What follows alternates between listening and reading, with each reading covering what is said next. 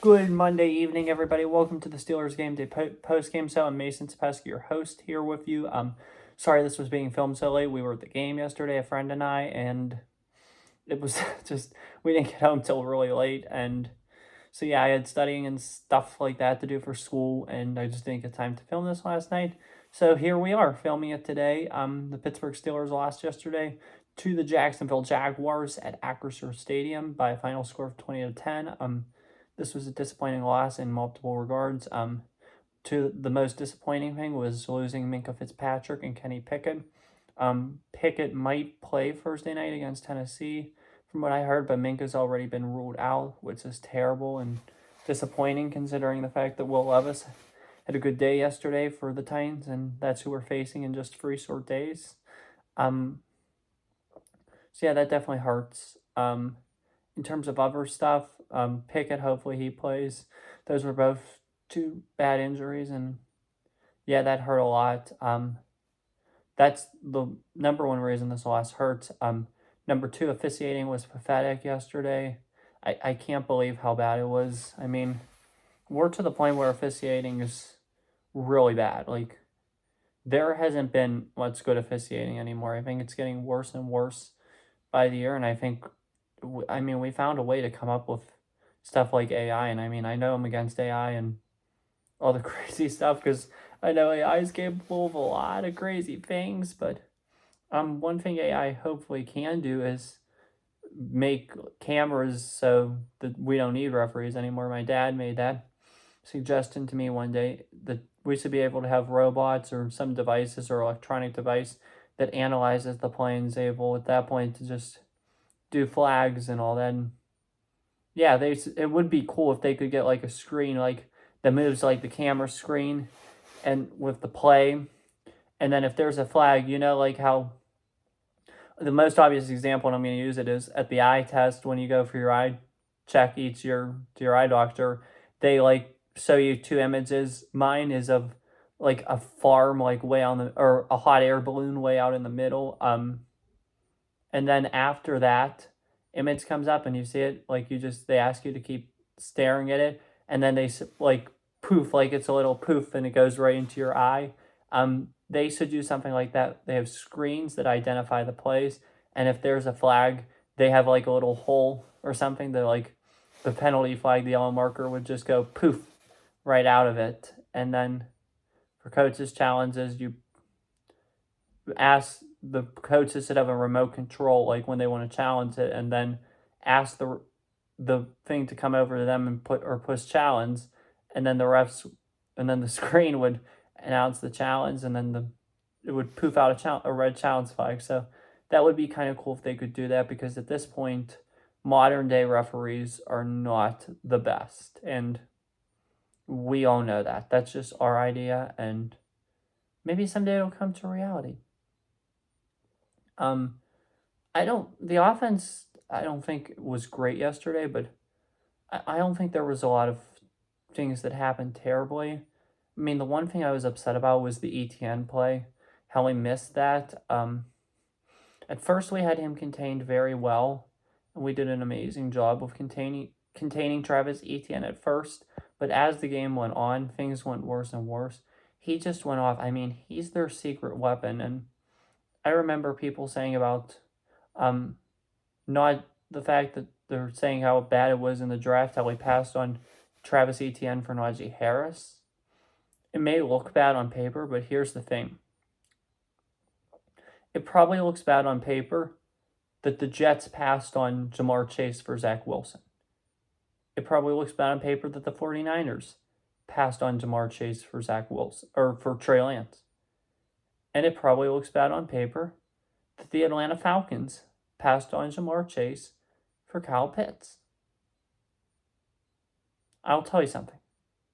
The reason that Joe Burrow and Jamar Chase have done such good things, and the reason Trevor Lawrence and Etienne have done good things, is they had chemistry for 4 or 3 or how many ever years they played in the NCAA together.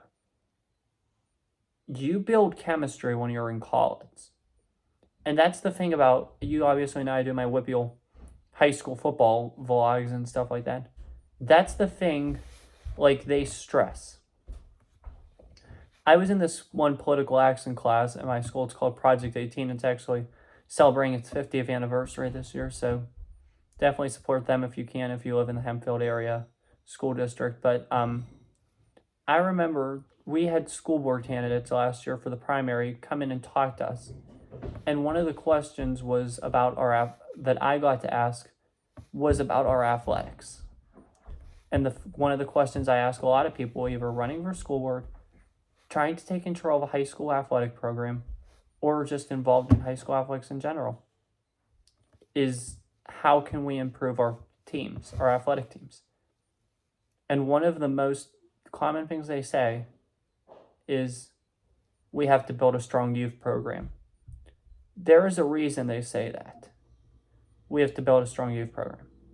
Because when you're in those youth programs together, and this is what like the top high schools in our area, such as North Allegheny, Mount Lebanon, Upper St. Clair, Seneca Valley, Pittsburgh Central Catholic, Peters Township, Pine Richland, this is what they all have, and this is why they're so good. You've got to have a strong youth program. Because through the youth program, you build chemistry. And then you learn the plays, you learn the systems and all that being used at the high school level, and you start in 3rd or 4th grade. So at that point, you do it in midget league or that kind of stuff, and then you get to middle school, you learn it even more, and you start to learn even more about the people you're going against.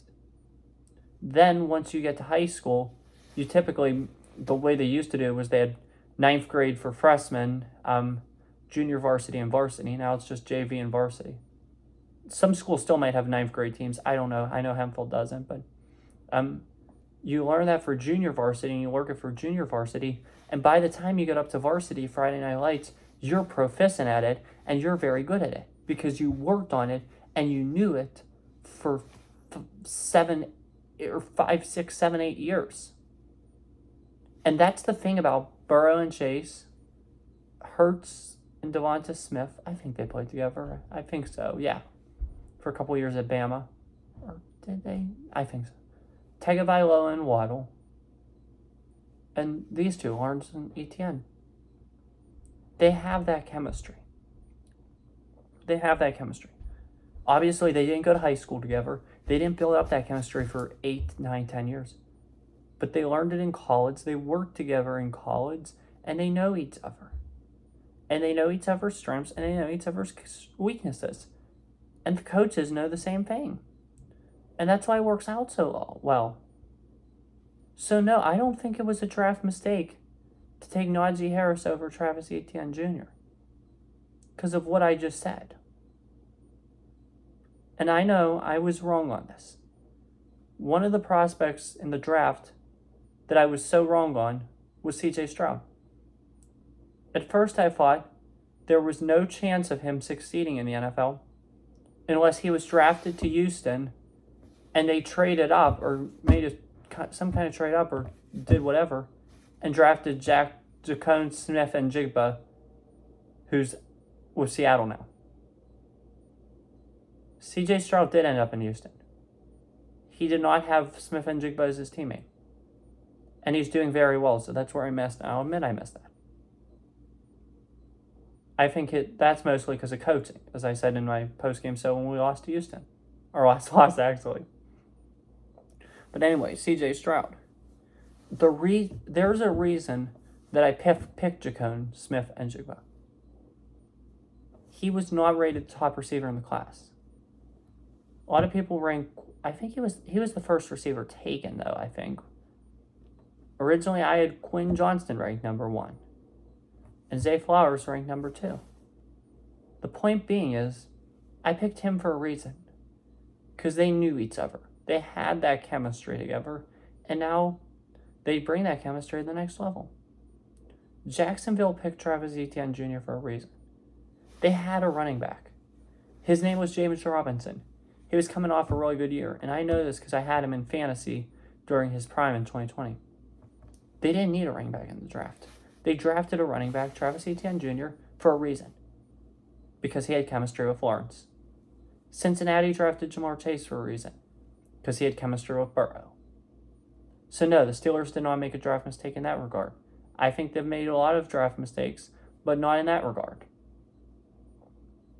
And I hope people probably understand that. But that was really the only thing. But again, this could have been prevented because we could have known this. I mean, I'm sure that's not the first time they did it. I'm sure they've done that probably 20 times during their playing days at Clemson and another 15 times during their playing days in the NFL. Etienne is a talented player. And our secondary has all these big names.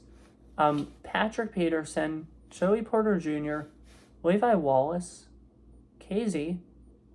I was saying during the draft, we need somebody to, Minka, but he's hurt. We need somebody to be back there. We got Porter Jr., who has done phenomenal. And he earned his spot in the starting lineup, and we all know it. Anyway, though, the point being is this. The secondary now is probably a more dire need than the O-line. So we need to do something about the secondary and the O-line. Whether it be acquiring somebody tomorrow at the trade deadline or waiting until free agency in the draft. We'll have to see. It's definitely interesting. I mean, this loss definitely hurts. A win here could have propelled us to big things and possibly a chance to play with Baltimore for the division. Now we're playing tag. There's a 6-2 team in the division in Baltimore, and there's 3 4-3 programs and teams in the division. Us, the Browns, and the Bengals. Cincinnati next week. Who does Cincinnati play next week? I'm blacking out. I'm sorry. Cincinnati. I'll get to them. Baltimore plays Seattle at home, which will be no slouch fest, but they should win. And Cleveland plays Arizona, which that should be an easy win for the Browns, who have looked very good this year. And why can't I think of who Cincinnati is playing? Anyway, when I think about it, I'll come back to you guys, but I'm sorry in that regard. So, I don't know it. Oh, Buffalo. Buffalo at home. That's going to be an interesting game because it's the first game in Cincinnati between the two since the DeMar Hamlin collapse. Suffered cardiac arrest on that field, so it's good to see he is doing better, but it'll be interesting to see the reaction to that.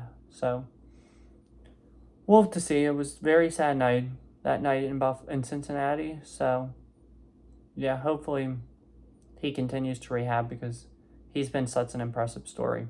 So, yeah. But anyway, the toughest game, there's 2 toughies. The Bengals, obviously, and the Ravens. The Bengals need this win this week. The Bills need this win this week. Same with Baltimore. They need a win. Seattle needs a win. Pittsburgh needs to win even more than any of those teams. A loss puts you at 4-4 and in a lot of trouble going into Green Bay. So we got to get this one. And that's what the focus needs to be. Put this game in the rearview mirror and look forward to coming back in a little over 72 hours and defeating the Tennessee Titans.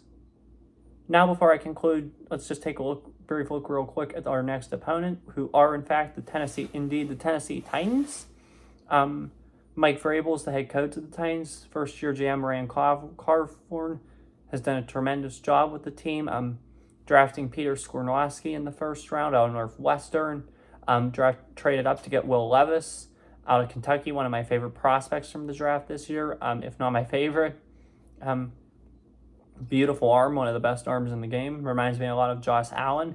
Had an amazing debut yesterday. Can't believe he slid as far as he did. That was a steal for the Titans.